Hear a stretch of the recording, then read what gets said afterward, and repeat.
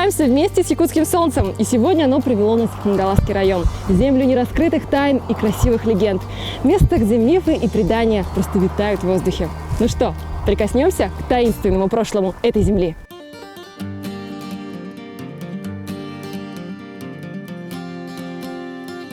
Хангаласы называют туристической Меккой Якутии, и это заслуженное сравнение. Сюда приезжают сотни туристов.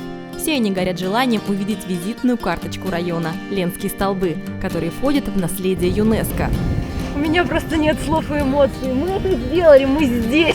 Перенестись на тысячи лет назад и попасть в уникальный Бизонарий. Вот только представьте, этот вид сегодня внесен в Красную книгу. Я тебя убью, ты меня обманул! Прыгнуть в объятия неизвестности, почувствовав себя птицей. А богатое загадками прошлое придает этой земле особую привлекательность. Хангаласы – это место для тех, кто готов бросить вызов природе.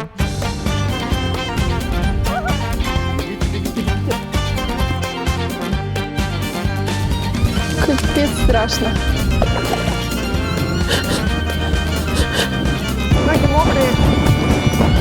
Спина устала. Давайте попробуем вместе со мной. Пожалуйста, давайте я вас угощу.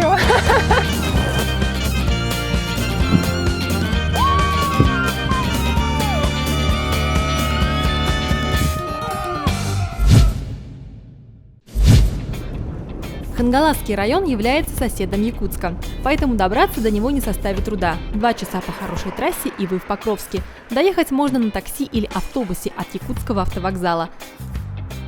Знакомство с историей начнется уже в пути. Район расположен в долине Эркени, в одной из старейших местностей Якутии. В прошлые тысячелетия здесь жили первобытные охотники. Позже пришли предки якутов ханглы. Они и дали название Хангалас этой земле. Но самое главное, что в Хангаласском районе в конце 16 века жил легендарный Тагындар-хан. Именно он правил этой землей. Ему на подъезде к городу посвящен памятник в виде орла. Тагындар-хан здесь фигура культовая. Его образ лег в основу многих сказаний. Огромный богатырь, который может свернуть горы.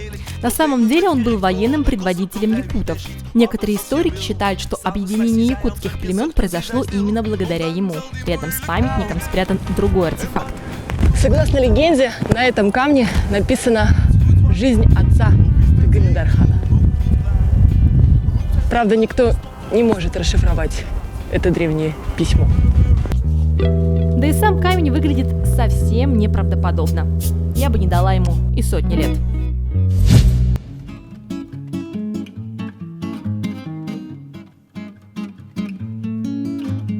Столицей Хангаласского района является Покровск. Это один из старейших населенных пунктов Якутии. Основан он был в 1682 году. Хоть Покровск и имеет такое миролюбивое название, получено оно было в ходе войны. Когда-то здесь было крупное сражение между якутами-хангаласцами и казацким воеводой. Когда восставшие были подавлены, в честь этого воздвигли крест. Так как все это происходило под Покров день, крест носил название Покровский. Сегодня здесь проживают свыше 9000 человек. Город в большинстве своем имеет деревянный облик, есть и каменные дома. Центральная улица считается улица Ксенофонтова. В городе точно есть все. А памятника Ленину в Покровске нет. Но самым красивым местом по праву можно назвать набережную. Здесь же недавно установили монумент «Я люблю Покровск». Здесь всегда все делают селфи. Я не исключение.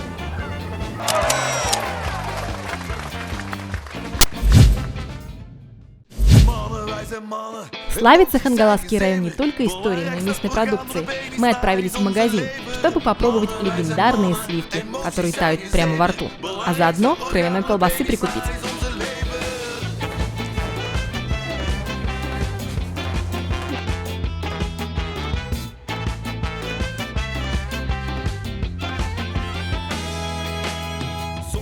Якутская колбаса есть, да? Кровяная. Покажите, пожалуйста, можно посмотреть? Она местная, да? Улахананская. Улахананская. И почем? Она замороженная, да? А есть не замороженная? Нет. Только замороженная. Хорошо. А у вас есть микроволновка, чтобы хотя бы разогреть и попробовать? А ее варить надо или нет? Блин, а? Она чем-то отличается от простой колбасы? Да. Конечно, это совсем рядом. Да? А еще мы решили полакомиться местными сливками. О них ходят легенды. В добавку к ним купили хлеб, который пользуется большой популярностью в Якутии. Причем сами покровчане любят поспорить, какой хлеб вкуснее – из Бугунюхтаха, Махсагалоха или Улахана.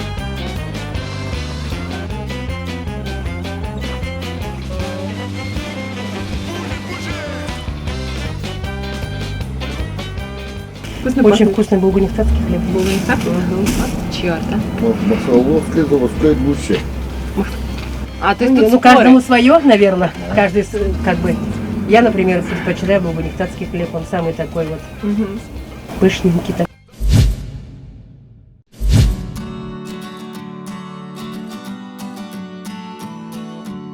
А вы знали, что в Хангаласском районе летают не только птицы?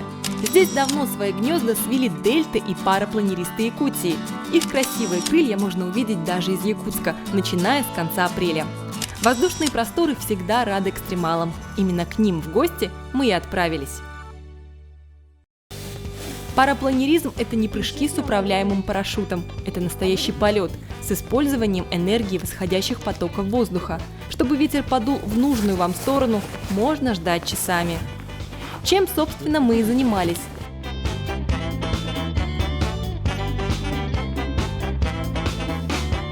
Но зато, когда наступает момент прыжка, эмоции зашкаливают.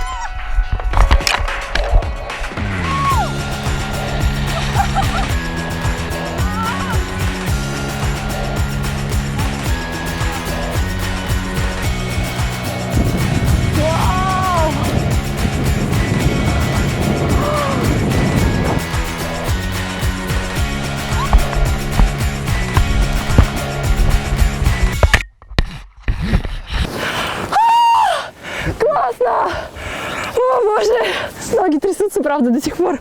Спасибо, это было очень круто. Дайте 5. Помимо неба полюбили экстремалы и горы. Ну как их не полюбить, я, честно признаться, не представляю. Есть в районе такая местность – Еланка. Старое ямщицкое село в часе езды от Покровска. Оно приобрело второе дыхание буквально несколько лет назад. На местные пляжи летом не прорваться, а на горах вдоль береговой линии давно поселились скалолазы.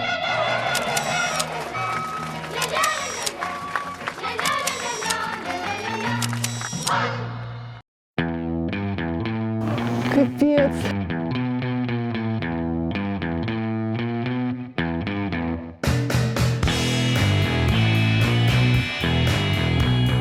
Нет, ты вот это не делаешь. Что я не делала? Чар. Страховка готова. А я не готова.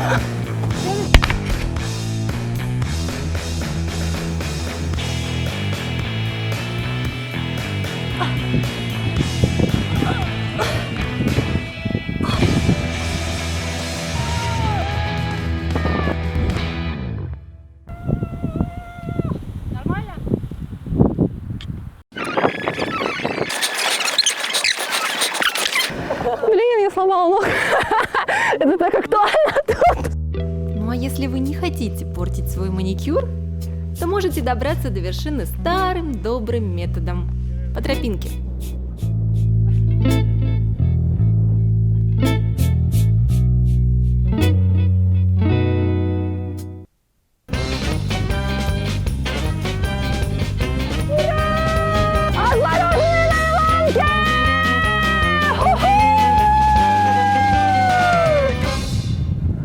Все слышали, все знают. Природных и заповедных мест в Якутии достаточно, а вот зоопарк всего один и располагается в Хангаласском районе, недалеко от Покровска. Добраться до него можно как из Покровска, так и из Якутска. От городского автовокзала в субботу и воскресенье 4 раза в день ходят автобусы. Сумма 150 рублей. Добираться всего чуть больше часа.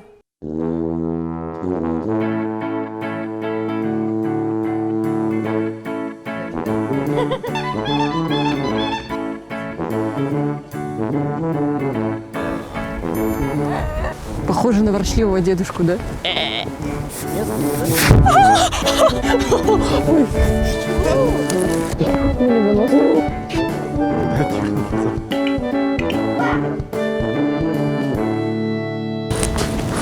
Зоопарк носит название Артедайду, что в переводе с якутского означает «срединный мир». Вообще, согласно якутской мифологии, существует три мира. Верхний мир, где живут божества, нижний мир, где живут злые духи, и срединный мир, где живем мы с вами. Заодно и животные, которые здесь представлены в изобилии. Зоопарк стал домом более чем для 120 разных видов птиц, рептилий, млекопитающих. Здесь и дружелюбный косолапый, как будто только что сбежавший с этикетки Мишка на севере, хитрые лисы, встревоженные журавли. А вот этот красавчик – любимчик публики, но вот как в него не влюбиться?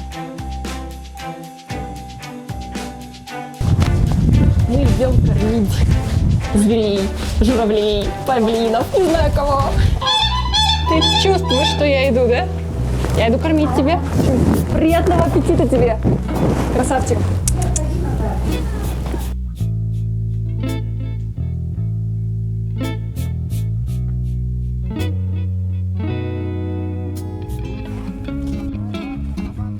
Артедайду – это чуть ли не единственный в мире зоопарк, работающий в условиях экстремального климата. Зверей здесь любят по-настоящему.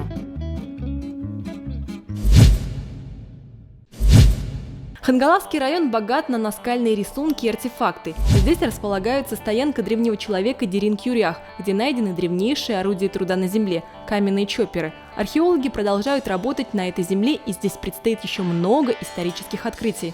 Наша цель – увидеть древние наскальные рисунки. Для этого мы следуем в село Булгуньяхтах. Будем искать там. Ну что, вот мы в Булгуньяхтахе, где не обещает быть интересным. Это село очень удобно расположилось на берегу Лены. Живет здесь чуть больше 1500 человек. Небольшая деревня, где все друг друга знают. В конце 19 века 3 семьи ямщиков обосновали ямскую станцию Новый Ям. Изначально вся эта территория – это был один сплошной лес, как огромный зеленый холм. По-якутски Булгунях. Отсюда и название села. Мы приехали сюда в поисках древних рун. И мы отправимся в местность Тайон-Ары, чтобы найти одну из таких писаниц. В поисках старейших письмен нам с радостью помогли местные краеведы, а искали мы писаницу Тайон-Ары.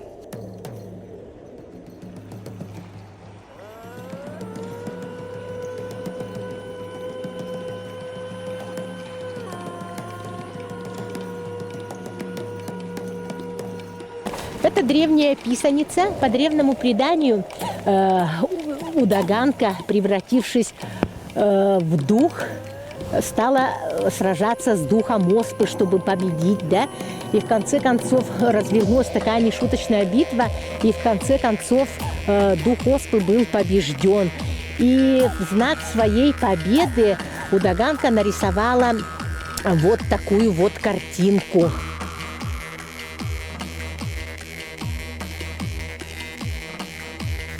Сколько лет этим рисункам никто сказать не может, но не меньше 3-4 тысячелетий точно.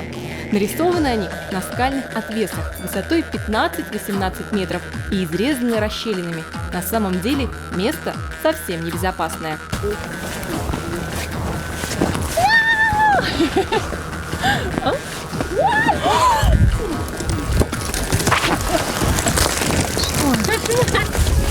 Подождите, вы не ходите наоборот. Давайте руку. Обвалится. Подождите. Давайте руку. Не. Нет, не надо. В Булгуньяхтахе мы договорились с местной жительницей переночевать у нее. Она уже нас ждет. Так что вперед, в гости. На ночлег нас приютила милейшая семья. Здрасте. Здравствуйте. Ой, мамочки. С своим рюкзаком меня Катя зовут. Здравствуйте, меня Графина Михайловна. Очень приятно, давайте пожмем. У меня, правда, обувь там у вас грязненько было. Очень. Привет, а тебя как звать? Как зовут? Максим! Привет, Максим, давай руку. Давай руку. Меня Катя звать. Аграфена Михайловна всю жизнь прожила в Булгуньяхтахе и никогда не хотела покинуть родные места. Здесь выросли ее дети, и сейчас растут внуки. Да-да-да, Максимка – это внук этой удивительной женщины. Хотя вначале я подумала, что сын. Вот он, секрет женской молодости. Счастливая жизнь в Булгуньяхтахе. Аграфена Михайловна с радостью научила нас готовить фирменное якутское блюдо – оладьи. Рецептура проста: 200 мл молока, 50 мл воды, одно яйцо, стакан муки, чуть-чуть соли и сахара, и тесто готово. Осталось пожарить в масле на хорошо разогретой сковородке. Дополнением к оладьям станет самое популярное якутское лакомство – керчах. Взбиваем деревянной мутовкой сливки в глубокой посуде до пышности. В конце можно добавить варенье. Мы приготовили оладьи якутские и керчуху.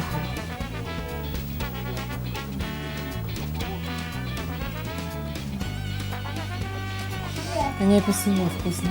После такого плотного ужина можно и поспать.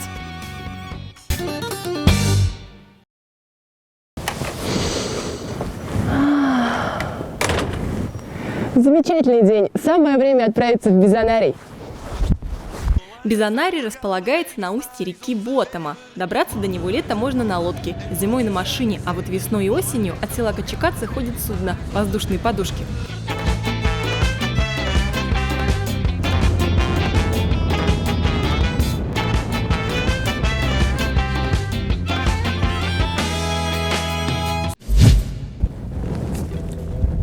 Бизонов нет, зато навоза мы точно знаем, они здесь есть. Якутия – это историческая, точнее доисторическая родина этих животных, еще в древности перекочевавших отсюда на североамериканский континент. Сегодня лесных бизонов в мире насчитывается не более 4000, и все они, не считая питомцев Усть-Ботомы, сосредоточены в Канаде.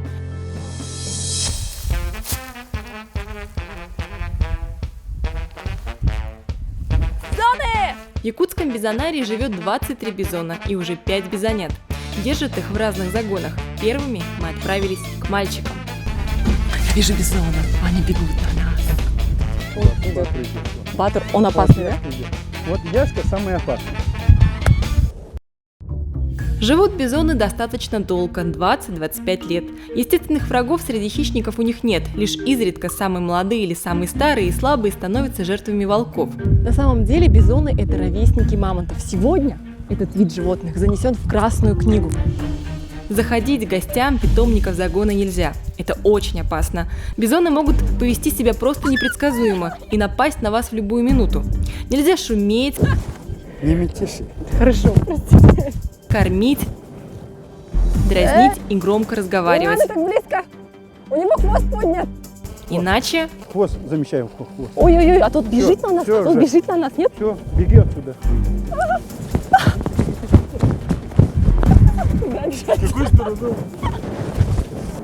Этот шел не к вам, а к амбикорму шел. Все, ясно. Вот мы добрались до дам. Какая прелесть.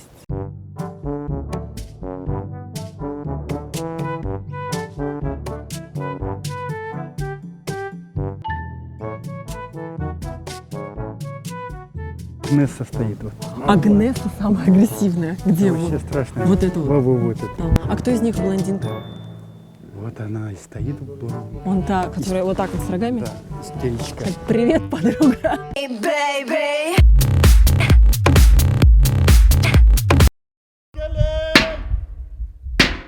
еще в Бизонарии живут изюбры, по-другому их называют благородными оленями, и здесь они чуть ли не ручные.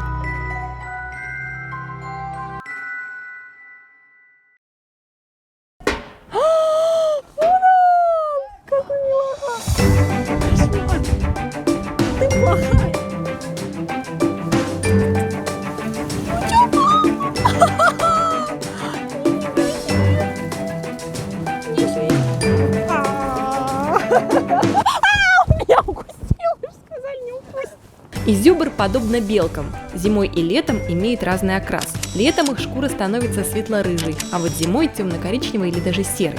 Обитают эти олени на Дальнем Востоке и в Китае. В нашем Бизонарии их проживает всего 6, и они не представляют такой опасности, как бизоны.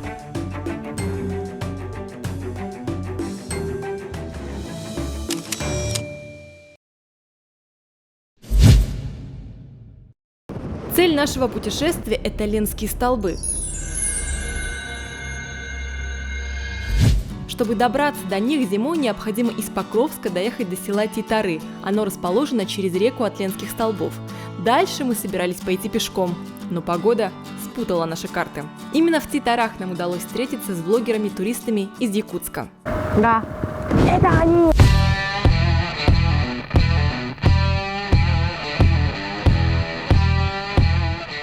Знакомьтесь, авторы блога «Понт выходного дня» Сергей Алексеев, Владимир Сидельников. В планах у ребят обойти всю Якутию.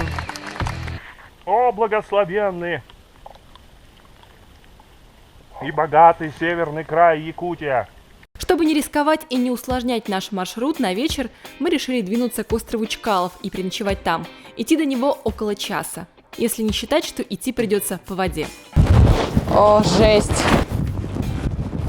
Серьезно, волк? Никаких волков здесь нет. Если вам захочется экстрима и простуды в конце апреля, то смело езжайте в Титары и переходите реку. Теперь уже, наверное, вброд. Воды в это время года достаточно. Как ощущения? Шикарные. Да нормальные как раз ощущения для похода выходного дня, когда после трудовой недели нужно как-то отдохнуть, в тонус привести себя. Можно сказать, босиком по речке пройти, да? Босиком по речке, но... Ну да, а чё нет? Удовольствие. Часовая прогулка превратилась чуть ли не в 2 часа брожения по окрестностям острова. В конце нам удалось найти село, главной достопримечательностью которого является музей. Все, мы на острове Чкаловский. Ноги мокрые, спина устала. А надо найти музей в этой кромешной тьме.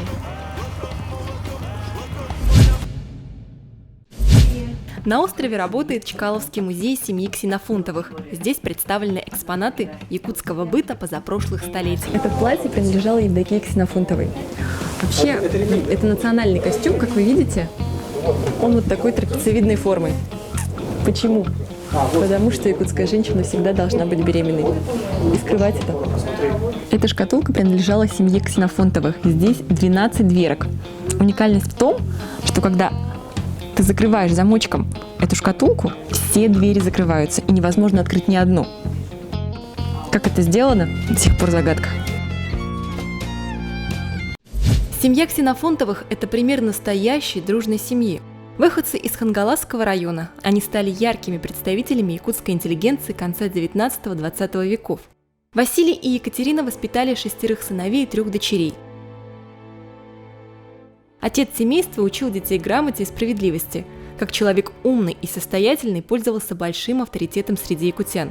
При этом разделял взгляды интеллигенции. Все сыновья в его семье получили образование, кто в Томске, кто в Москве, кто в Иркутске, и каждый добился больших успехов в выбранной сфере. К сожалению, недолго была их жизнь. Все 6 сыновей были репрессированы советской властью. Кто-то расстрелян, кто-то погиб в лагерях, кто-то умер от рук ЧК. В конце жизни Василий Ксенофонтов написал на обложке семейного альбома: «В короткое время существовала счастливая семья гражданина Василия Никифоровича Ксенофонтова. После революции распалась». Так как ночь выдалась снежная, мы решили заночевать в местном спортзале. Благо, нам и здесь были рады.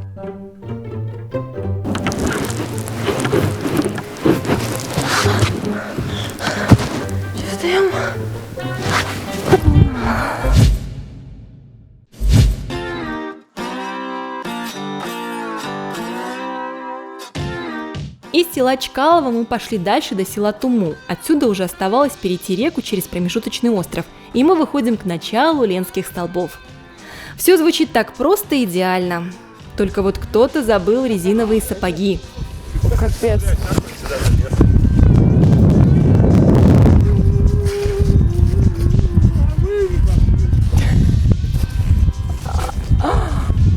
Короче, мы, походу, вдвоем пойдем. До встречи на этом берегу Удачи, давайте. через 2 часа. Покорите эти скалы. Подобные путешествия не совсем безопасны в конце апреля. Река уже значительно подтаяла, и лед не такой крепкий. Местами пройти было просто невозможно. Ё-моё! Теперь от Ленских столбов нас отделял всего лишь остров. Казалось, что вот-вот и мы выйдем к чуду природы Якутии. Но не тут-то было. Блуждать по нему в прямом смысле слова оставалось очень долго. И нервы уже сдавали.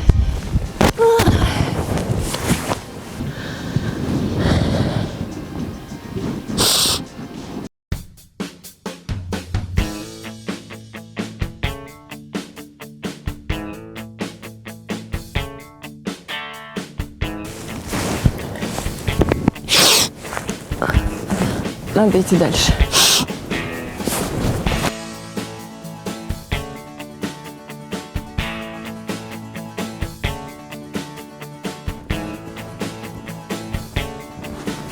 Вау! Офигенно красиво! Все-таки мы это сделали! Ура!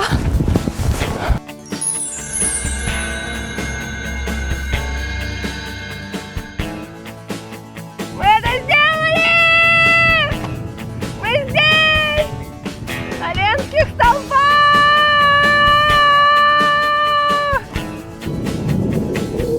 Алло, мам, я на Ленских столбах. Это не близко, но это просто потрясающе.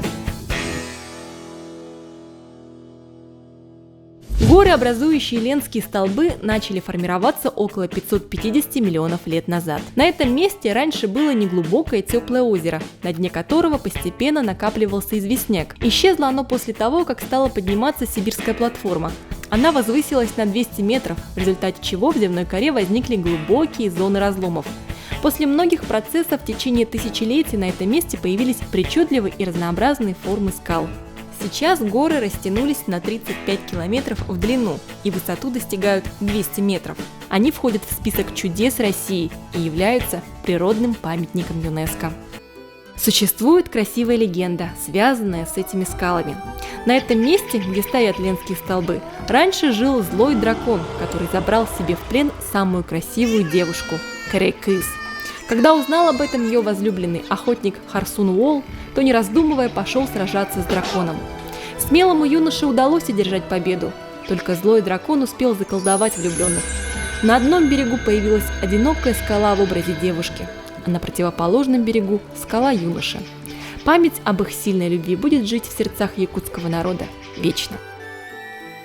Мы вернемся еще сюда.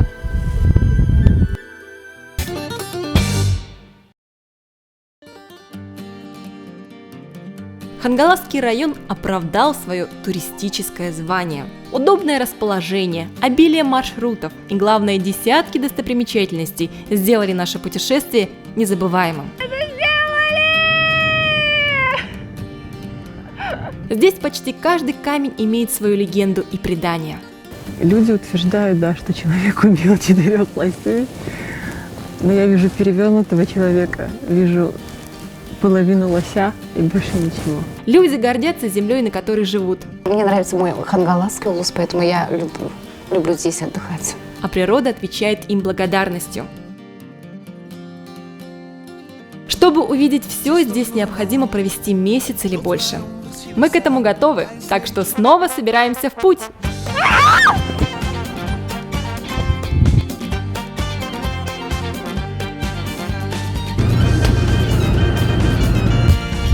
Программа «В мире животных».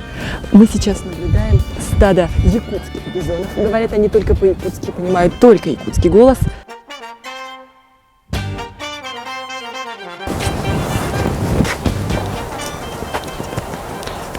Не уверена, что похоже на зайца. Связано ужасно. Ши. Ничего, что теперь будут везде. Я обещаю. Осталось бы без ноги. Я ухожу. Не ори так громко. Мы увидели весенние Ленские столбы, прикоснулись к сказочному прошлому района. Это было незабываемое приключение, которое теперь необходимо осмыслить. Ну а если вы хотите повторить наш маршрут, то заходите на frozen.isia.ru. Там все подробности нашего пути. Ну что, до встречи в новых незабываемых приключениях!